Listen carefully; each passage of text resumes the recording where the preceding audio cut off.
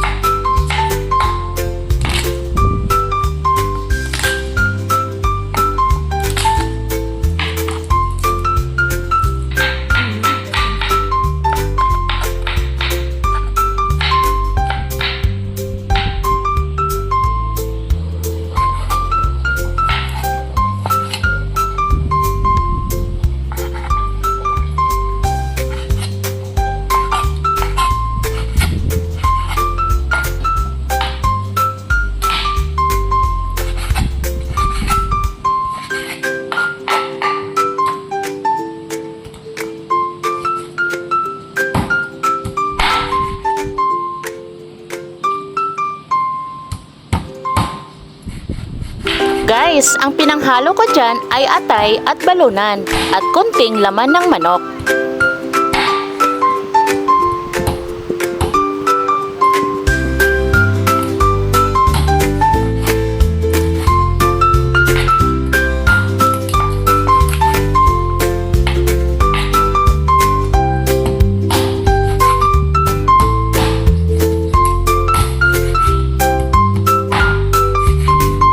At dito na tayo sa the most awaited part, agoy, ang pagluluto. Syempre naman, kailangan nating gisahin ang ating mga ricado. Hindi talaga yan mawawala. Syempre, kasama yan sa ating pagluluto. Pagkatapos, ilagay na natin ang ating mga mahiwagang sahog sa ating togi. Masarap yan. Medyo namimiss ko na kasi magluto ng ganito, kaya ayan, sinubukan kong magluto ulit kasi masarap naman talaga ang togi at masustansya pa. Kaya try nyo guys, para naman makatipid-tipid kayo at sure ako ang inyong mga anak ay kumakain nito. Simple lang naman ang panghalo, may konting paminta, asin, at saka mga seasoning, alam nyo na. At ilagay na natin ang ating bida ng ating kusina, kundi ang togi. Yun lang guys, kasimple ang pagluluto. Sa halagang 100 pesos ay talagang swak sa budget at makatipid ka. Buong pamilya pa ang makakain, diba? Shoutout pala kay Kunyang Life Journey, kay Sir Alin na todo support, kay Mayura at Kunyang. Thank you sir. At saka shoutout sa buong team Tilapia nga laging nandyan kay Mayura at Kunyang. Maraming salamat. Kaya guys, tara na, tikman na natin ang aking niluto, ang togi. Masarap yarn.